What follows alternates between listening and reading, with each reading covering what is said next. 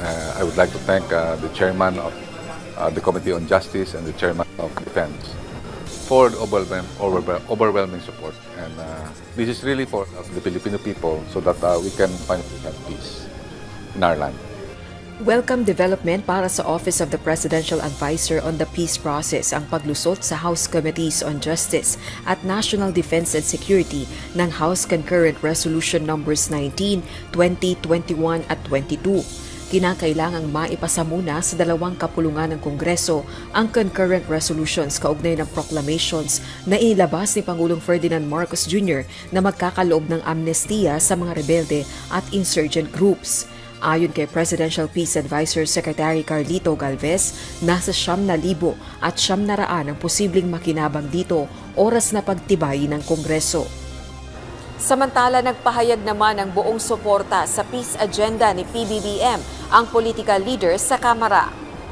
Sa isang pahayag bilang nagkakaisang tinig sa House of Representatives at kumakatawan sa lahat ng political parties, hindi natitinag ang kanilang suporta sa inisyatibo ni PBBM kaugnay ng kapayapaan at national unity.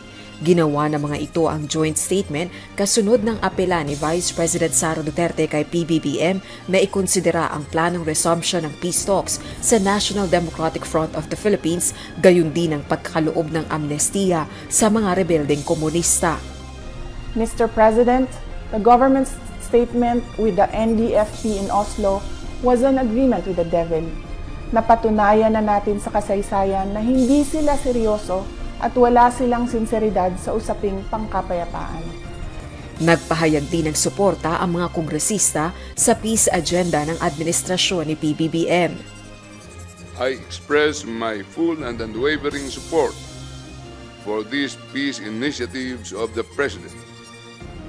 Any chance, no matter how slim, for a long and lasting and just peace in our country must be pursued with vigor as the most viable alternative to prolonged and internecine warfare.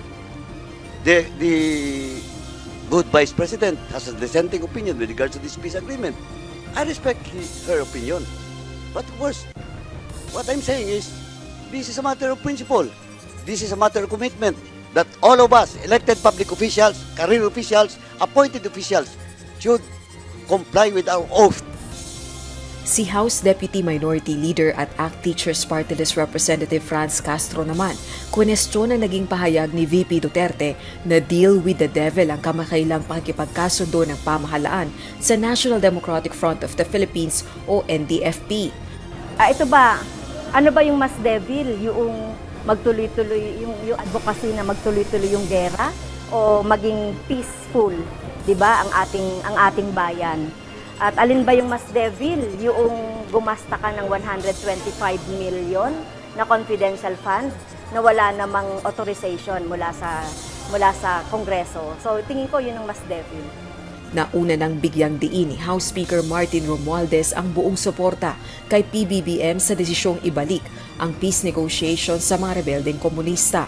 Dagdag pa nito, bawat Pilipino dapat suportahan ang peace process. Rosa Licoz, UNTV News and Rescue. Diyos ang aming sandigan, serbisyo publiko ang aming pinahahalagahan.